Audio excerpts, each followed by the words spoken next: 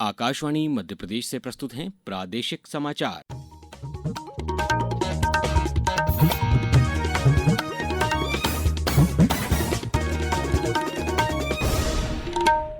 नमस्कार, समाचारों के साथ मैं अभिषेक कटियार। सबसे पहले इस बुलेटिन के मुख्य समाचार। राज्य मंत्रिपरिषद ने कोदो कुटकी की खरीदी को दी मंजूरी। पेंशनरों की महंगाई राहत में की गई वृद्धि।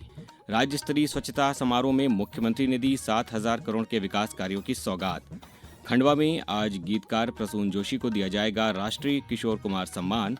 और दिवाली के पूर्व पुष्य नक्षत्र में बाजारों में खरीदारों की भीड़। जीएसटी में कमी के बाद उत्साह चरम पर। अब समाचार विस्तार से। मुख्यमंत्री डॉक्टर मोहन यादव की अध्यक्षता में मंत्रिपरिषद की बैठक में आज कृषकों से पहली बार कोदो कुटकी का उपार्जन समर्थन मूल्य पर किए जाने का निर्णय लिया गया है। रानी दुर्गावती श्री अन्न प्रोत्साहन योजना के तहत जबलपुर, कटनी, मंडला, डिंडौरी, छिंदवाड़ा, शहडोल, अनूपपुर, उमरिया, रीवा, सीधी तथा सिंगरौली के कृषकों से कोदो कुटकी का उपार्जन किया जाएगा। अन्य जिलों से मांग आने पर विचार किया जाएगा। बैठक के निर्णयों के बारे में जानकारी देते हुए कैबिनेट मंत्री कैलाश विजयवर्गीय ने कहा कि कुटकी 3500 रुपये प्रति क्विंटल और कोदो 2500 रुपये प्रति क्विंटल के भाव पर खरीदी जाएगी।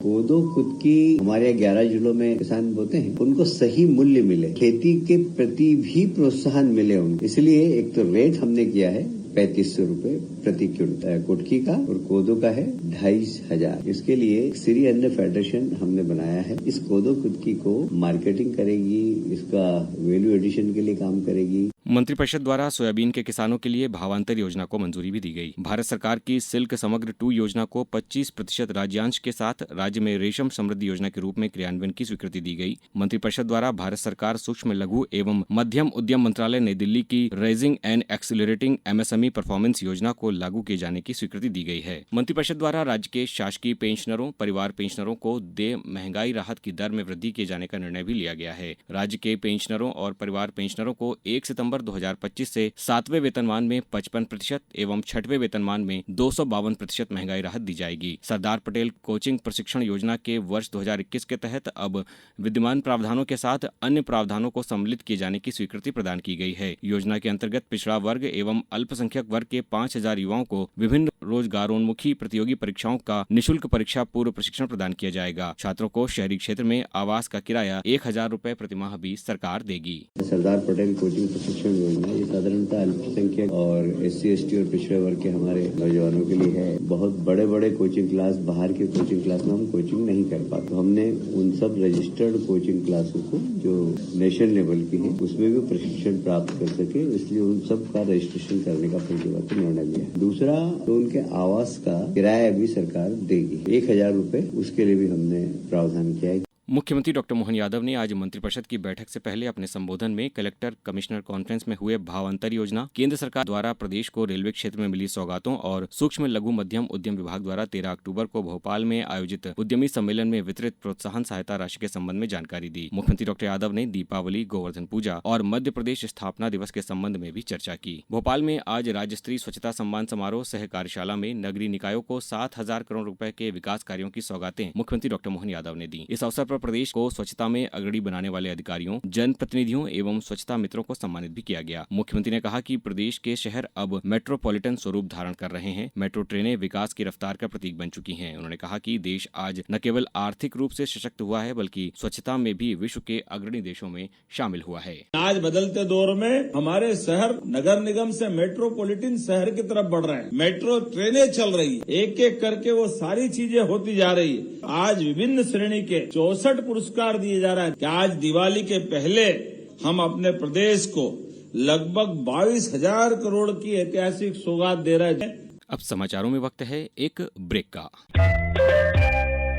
ये समाचार आप आकाशवाणी मध्य प्रदेश से सुन रहे हैं। ये समाचार बुलेटिन YouTube पर Madhya Pradesh news all India radio channel पर और Facebook के साथ ही X प्लेटफॉर्म पर AIR न्यूज भोपाल पेज पर सुने जा सकते हैं। इसके अलावा आप हमारी वेबसाइट newsonair.gov.in पर या न्यूज ऑन AIR ऐप पर भी समाचार सुन सकते हैं। समाचारों में पुनः आपका स्वागत है। मुख्यमंत्री डॉक्टर मोहन यादव ने सिवनी लूट मामले में कड़ा रुख अपनाते हुए दोषियों के खिलाफ एफआईआर दर्ज कराई है। सिवनी एसडीओपी पूजा पांडे सहित 11 पुलिसकर्मियों के खिलाफ एफआईआर दर्ज की गई है। इनमें से 5 आरोपियों को हिरासत में लिया गया है। इनमें एसडीओपी सिवनी पूजा पांडे, एसआई अर्पित भैरम, कांस्टेबल योगेंद्र, नीरज और जगदीश शामिल हैं। मुख्यमंत्री डॉक्टर यादव ने कहा कि सिवनी प्रकरण में जो भी दोषी पाए गए हैं उनके खिलाफ कड़ी अनुशासनात्मक कार्रवाई के साथ कानूनी कार्रवाई भी की जाएगी। केंद्रीय कृषि एवं ग्रामीण विकास मंत्री शिवराज सिंह चौहान ने कहा है कि केंद्र ने हाल ही में आई बाढ़ में क्षतिग्रस्त हुए 36,703 घरों के पुनर्निर्माण के पंजाब के प्रस्ताव को स्वीकार कर लिया है। इसके लिए प्रत्येक घर को 1,60,000 रुपए दिए जाएंगे। लुधियाना में आयोजित कार्यक्रम में उन्होंने कहा कि राज्य के प्रभावित किसानों को मुफ्त अनाज के बीज देने के लिए 74 करोड़ रुपए की राशि को भी मंजूरी दी गई है। वहीं मनरेगा कार्यक्रम के तहत कार्य दिवस भी 100 दिवस से बढ़ाकर 150 दिन किए जाएंगे। मेरे बहनों और भाइयों, गेहूं के निःशुल्क बीज देने के लिए वो राशि भी भिजवा दी गई है ताकि जिनकी फसल खराब हुई है उनको बीज मिल जाए। राष्ट्रीय खाद्य तेल मिशन के अंतर्गत सरसों इत्यादि के बीज के लिए 3 करोड़ 24 लाख रुपए की राशि भेजने का काम किया गया है। प्रधानमंत्री किसान सम्मान निधि के 11,09,000 किसानों को 222 करोड़ रुपया पहले ही उन किसानों के खाते में डाल दिए ताकि फसल के वो काम आ सके। प्रधानमंत्री नरेंद्र मोदी द्वारा घोषित और पिछले महीने की 22 तारीख से शुरू हुए जीएसटी बचत उत्सव से पूरा देश लाभान्वित हो रहा है। आज इस श्रृंखला में पेश है जम्मू कश्मीर में विभिन्न उद्योगों को सशक्त बनाने के बारे में हमारे संवाददाता की एक रिपोर्ट। नए जीएसटी सुधार से जम्मू कश्मीर के पारंपरिक उद्योगों और स्थानीय अर्थव्यवस्था को एक बड़ा बढ़ावा मिला है। संशोधित जीएसटी दरों के अंतर्गत अब राज्य में कई वस्तुओं और सेवाओं पर कर कम हुए हैं, जिससे पारंपरिक उत्पाद किफायती होने से स्थानीय उत्पादकों की आय में भी वृद्धि हुई है। यह सुधार राज्य के शिल्प और पर्यटन क्षेत्रों के लिए विशेष महत्व रखता है। जीएसटी 2.0 के तहत पश्मीना और कानी शॉल, पेपर माशे, बसोहली पेंटिंग और अखरोट की लकड़ी की नक्काशी जैसे जीआई टैग वाले उत्पादों पर अब पहले के 12% की जगह 5% जीएसटी लग रहा है, जिससे कारीगरों को घरेलू और वैश्विक बाजारों में उत्पादों की बिक्री बढ़ाने में मदद मिली है। इसके साथ ही 7,500 रुपए तक के होटल के कमरे पर भी अब 5% जीएसटी दरों में आ गए हैं, जिससे पर्यटन क्षेत्र को मजबूती मिली है और आतिथ्य से जुड़ी सेवाएं भी बेहतर स्थिति में आई हैं। नए कर ढांचे का उद्देश्य बिक्री बढ़ाने के साथ ही पारंपरिक आजीविका को सहारा देना और जम्मू कश्मीर के ग्रामीण और शहरी क्षेत्रों में समावेशी विकास को बढ़ावा देना है। रोहन के साथ सौम्या शरण, आकाशवाणी समाचार, दिल्ली। खंडवा में आज राष्ट्रीय किशोर कुमार सम्मान समारोह में मुख्यमंत्री डॉक्टर मोहन यादव वर्चुअली रूप से शामिल होंगे। इस मौके पर मुख्यमंत्री डॉक्टर यादव वर्ष 2024 के राष्ट्रीय किशोर कुमार सम्मान से मुंबई के सुविख्यात गीतकार प्रसून जोशी को विभूषित करेंगे। भोपाल, इंदौर सहित प्रदेश के सभी बाजारों में आज पुष्य नक्षत्र में खरीदी को लेकर जोरदार हलचल देखने को मिल रही है। ज्योतिषियों के अनुसार ये शुभ नक्षत्र का योग आज और कल रहेगा। दुकानदारों का कहना है कि ग्राहकों के लिए विशेष ऑफर और छूट की योजनाएं तैयार की गई हैं। इस बार लोगों में स्थानीय उत्पाद की खरीदी को लेकर भी भारी उत्साह देखा जा रहा है। इस साल जीएसटी में कमी आने के कारण इलेक्ट्रॉनिक्स और ऑटोमोबाइल सेक्टर में विशेष तेजी देखने की संभावना जताई जा रही है। अब कुछ समाचार संक्षेप में। सीहोर जिले के कोठरी और निपनिया कला में आज विधायक गोपाल सिंह इंजीनियर ने पात्र 70 विद्यार्थियों को मुख्यमंत्री निःशुल्क साइकिल वितरण योजना के तहत साइकिलें वितरित की। जल शक्ति मिशन के केंद्रीय दल ने आज आगरमालवा जिले के भ्रमण के दौरान संबंधित विभागों के अधिकारियों की बैठक लेकर जल संवर्धन एवं संरक्षण के लिए कैच द रेन कार्यों की समीक्षा की। ग्वालियर के बाल भवन में आज राष्ट्रीय पोषण माह के तहत संभाग स्तरीय कार्यशाला पौष्टिक व्यंजन प्रतियोगिता एवं बच्चों का अन्नप्राशन कराया गया।